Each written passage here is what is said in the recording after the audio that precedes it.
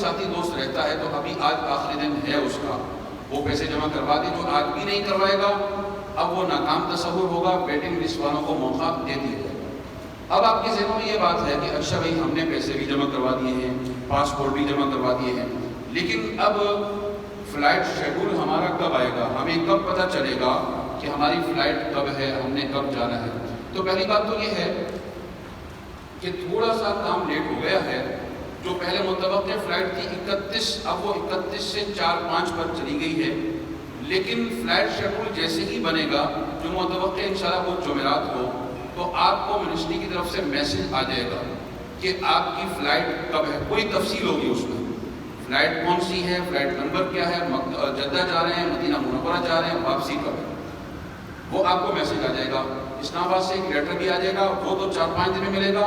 لیکن ہماری web site جو ہے، جب شیڈول کا اعلان کر دیا جائے، میڈیا پر بھی پتہ چل جائے، کچھ دوستوں کے پاس میسج بھی آ جائیں، تو اس وقت آپ ہماری جو ویب سائٹ ہے، جو لکھنے کی آپ کو ضرورت نہیں ہے، جو کتابچہ آپ کو ملا ہے اس کے اوپر بھی لکھی ہوئی ہو www.hajinfo.org، اس میں جانے کے بعد یہ یہاں پر بھی آپ دیکھ رہے ہیں، یہ 2 ویب سائٹ ہماری، ایک فیس بک کا ہمارا ہے اور ایک دوسرا. تو اس میں جانے کے بعد اب آپ فلائٹ انکوائری میں جب جائیں گے تو اس میں جا کر آپ اپنا شناختی کارڈ نمبر یا اپنا درخواست نمبر انٹر کریں گے تو آپ کا فلائٹ شیڈول سامنے آ جائے گا. اس کا پرنٹ نکلوا لیجیے گا. کئی لوگ سمجھتے نہیں اور پھر کہتے ہیں بھائی ہم نے تو چیک کیا، ہمارا تو شیڈول نہیں آ رہا. بات یہ کہ ابھی تو فلائٹ شیڈول بنا ہی نہیں ہے. جب بنے گا تو چیک کیجیے گا، ابھی چیک کرنے کا کوئی فائدہ نہیں، ابھی تو فلائٹ انکوائری کا آپشن ہی نہیں آ رہا. اگلی بات اسی ضمن میں اور بھی بتا دوں، وہ یہ ہے کہ جو لوگ گورنمنٹ ملازم ہیں، چونکہ ان کے لیے این او سی لینا اور ایکس پاکستان لیو لینا ضروری ہوتا ہے. جب فلائٹ شیڈول آ جائے گا تو اسلام آباد سے لیٹر آنے میں تو 4-5 دن لگیں گے، لیکن وہ نیٹ سے پرنٹ نکلوا لیں اور اس کے بعد اپلائی کر دیں. اپنا جو بھی متعلقہ ادارہ ہے ان کو بولیں کہ ہمارا یہ فلائٹ شیڈول آ گیا ہے، ہمیں اس دن سے اس دن تک چھٹی چاہیے حج کے لیے، تو این او سی ایکس پاکستان لیو آپ کو مل جائے گی. اگر وہ یہ ضد کرتے ہیں، کیونکہ کئی لوگوں کو پتہ نہیں ہوتا، وہ کہتے ہیں بھائی آپ اپنا پاسپورٹ لے کر آئیں، ویزا دکھائیں، ان کو بڑے ادب سے بولیں کہ بھائی ہمیں پاسپورٹ ملے گا فلائٹ سے 2 دن پہلے، تو پھر ہم کیسے آ کر چھٹی لیں گے؟ 2 دن پہلے ملے گا، لیکن ہمارا فلائٹ شیڈول آ گیا ہے. اب دوسری بات یہ کہ آپ لوگ سوچیں گے ہمیں کب پتہ چلے گا، تو متوقع پہلی حج فلائٹ 4-5 سے ہو سکتی ہے. ابتدائی فلائٹ والوں کو 2-4 دن پہلے پتہ چل جائے گا. البتہ جن کی فلائٹ بعد کی ہے ان کو ہفتہ 10-15-20 دن پہلے پتہ چل چکا ہوگا کہ ہماری فلائٹ کب ہے، اور اس کے مطابق آپ اپنی اگلی تیاریاں کر لیجیے گا. اس کے بعد اگلا مرحلہ ہے حاجی کیمپ سے متعلقہ امور. حاجی کیمپ سے جو متعلقہ امور ہیں کہ ایک تو یہ کہ آپ کو دوبارہ حاجی کیمپ کب آنا ہے. حج تربیت اور حج ٹریننگ کے جو سیشن ہمارے چل رہے ہیں ابھی مزید 2 دن اور ہونے ہیں، لیکن اس کا مطلب یہ نہیں کہ آپ نے 2 دن اور آنا ہے. آپ جو آج 1 دن آگے ہیں یہ کافی ہے، لیکن اگر کوئی آنا چاہتا ہے تو منع نہیں کرتے ہم، آ جائیں، دوبارہ آ جائیں، دوبارہ آ جائیں، لیکن آج جو آ گئے یہ کافی ہے. اس کے بعد جب ہماری حج فلائٹیں شروع ہو جاتی ہیں تو حج فلائٹیں شروع ہونے کے بعد روزانہ بعد نماز ظہر کی مسجد میں مختصر حج تربیت ہوتی ہے، تفصیلی نہیں ہوتی ہے، بہت مختصر ہوتی ہے، اس میں بھی آپ شرکت کر سکیں گے. شہر کراچی میں جگہ جگہ حج تربیت ہو رہی ہیں، ان میں بھی آپ شرکت کر سکتے ہیں. حاجی کیمپ آپ نے دوبارہ آنا ہوگا ویکسینیشن کے لیے. وہ ویکسینیشن کس چیز کی ہے؟ گردن توڑ بخار جس کو مینجائٹس کہتے ہیں، اور فلو، اور ساتھ میں پولیو کے ڈراپ آپ کو پلائے جائیں گے. اس کے لیے ہر ایک کو آنا، اب بچے ہوں خواتین ہوں سب کو آنا لازمی ہے، اور حاجی کیمپ سے ہی وہ ویکسین ہوگی، حاجی کیمپ کے علاوہ نہیں ہوگی، کسی اور جگہ کا اعتبار نہیں ہے. اس کی تاریخ ابھی تو نہیں آئی ہے لیکن ان قریب آ جائے گی اور آپ کو بتا دیا جائے گا. ابھی کا ویکسین کے لیے نہیں آ سکتے.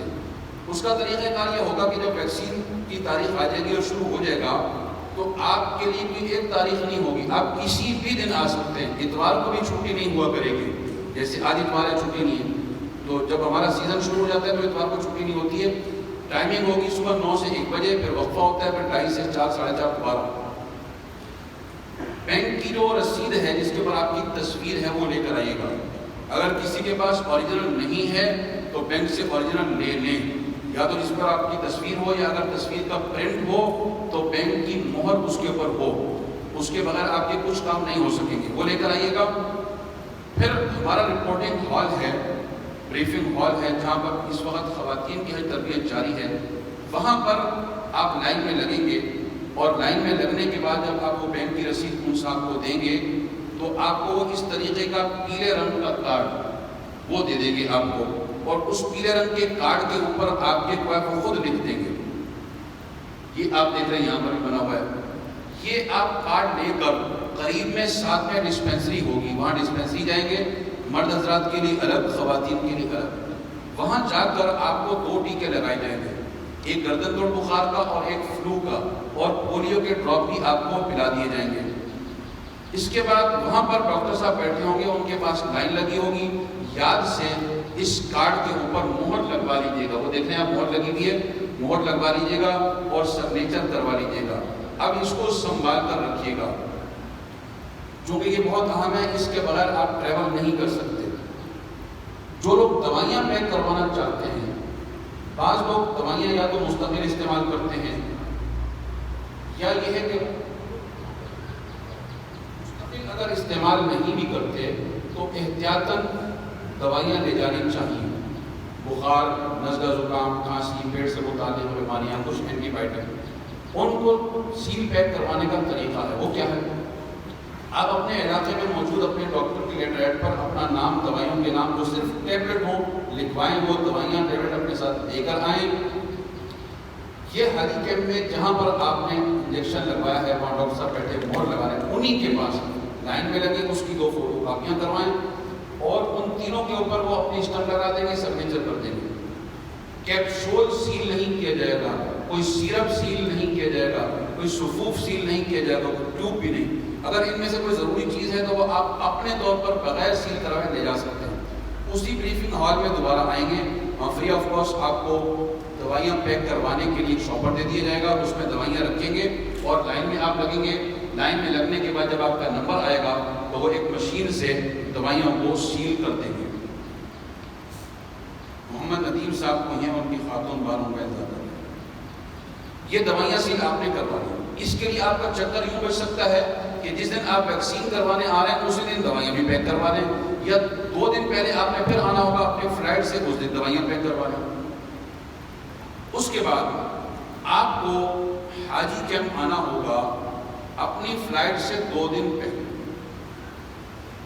یاد رکھیے گا کہ رات کو 12 بجے وقت تبدیل ہو جاتا ہے. اگر آپ کی فلائٹ رات کو 12:15 ہے تو اس لحاظ سے 2 دن پہلے آئیے گا، 3 دن پہلے نہیں آئیے گا. 3 دن پہلے آ گئے تو آپ کو آپ کے جو پاسپورٹ ٹکٹ وغیرہ ہیں وہ نہیں ملیں گے. رات کو اگر 12 بجے کے بعد فلائٹ ہے تو 12:15 نہیں لکھا ہوگا، 00:15 لکھا ہوگا، 00:30 لکھا ہوگا. رات کو 1:30 بجے فلائٹ کو 1:30 لکھا ہوگا. دن کو 1:30 بجے فلائٹ ہے تو 13:30 لکھا ہوگا. یہ سمجھ لیجیے گا، اور اس لحاظ سے حاجی کیمپ میں آئیے گا، اس لحاظ سے ایئرپورٹ جائیے گا. AM اور PM نہیں لکھا ہوتا، بلکہ دن کا 1:30 ہے، 2:30 ہے تو 14:30، 15:30 یہ لکھا ہوگا. رات کا ہے تو 1:30 ہی لکھا ہوگا. رات 12:30 ہے تو 00:30 لکھا ہوگا.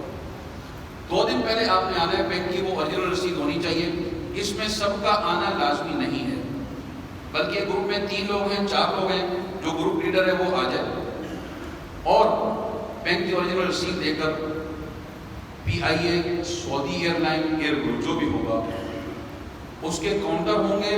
آگے اس کاؤنٹر کے اوپر آپ کا فلائٹ نمبر لکھا ہوا ہوگا، اس لائن میں لگ جائیے گا. لائن میں لگنے کے بعد جب آپ کا نمبر آیا اور آپ نے 2 یا 3 یا 4 جتنے بینک کی جو اوریجنل رسیدیں دے دی ان کو، انہوں نے ان لوگوں کا پاسپورٹ اور ٹکٹ دے دیا. پاسپورٹ اور ٹکٹ لینے کے بعد پہلے تو آپ یہ دیکھ لیں کہ پاسپورٹ میں جہاں ویزا لگا دیا ہے آپ کا 99% ایسا ہی ہوتا ہے، ٹھیک ہوتا ہے. لیکن ان کیس اس میں تصویر بھی آپ کی ہونی چاہیے اور جو آپ کا نام ہے وہ صحیح ہونا چاہیے. اگر اللہ نہ کرے ایسا نہیں ہے، مثال کے بعد تصویر کوئی اور لگ گئی ہے، نام غلط لکھ دیا ہے، تو حاجی کیمپ میں ہی موجود ہمارے آفس میں اسٹاف سے رجوع کریں، وہ آپ کی یہ چیزیں درست کروا کے دے دیں گے.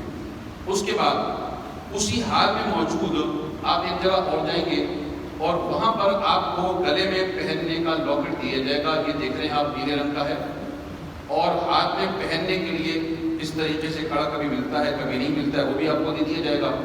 یہ جو آپ کو کارڈ ملے گا یہ ہر وقت گلے میں پہن کے رکھنا ہوگا. اس کی بہت تفصیل ہے، اس لیے کہ اس میں آپ کا نام آپ کا مکتب نمبر، آپ کا بلڈنگ نمبر، وہ سب چیزیں درج ہیں۔ یہ سب چیزیں لے کر حاجی کیمپ میں ہی موجود اپنے اپنے بینکوں کی برانچز میں چلے جائیے گا۔ جہاں آپ نے اپنے علاقے میں پیسے جمع کروائے ہیں اس بینک سے آپ کا تعلق ختم ہو چکا ہے۔ آپ کو پاسپورٹ اور ٹکٹ اب حاجی کیمپ کراچی سے 2 دن پہلے ملنا ہے، اور وہ سب چیزیں لے کر حاجی کیمپ میں ہی موجود ان بینکوں کی برانچ میں جانا ہے۔ وہاں جا کر آپ نے متعلقہ نمائندہ جو ہوگا اس کو 1 2 3 4 پاسپورٹ جتنے بھی ان کے حوالے کر دینے ہیں وہ آپ کو بٹھائیں گے، اور اس کے بعد وقتاً فوقتاً گروپ لیڈر کا نام پکاریں گے، آپ ان کے سامنے بیٹھ جائیں گے۔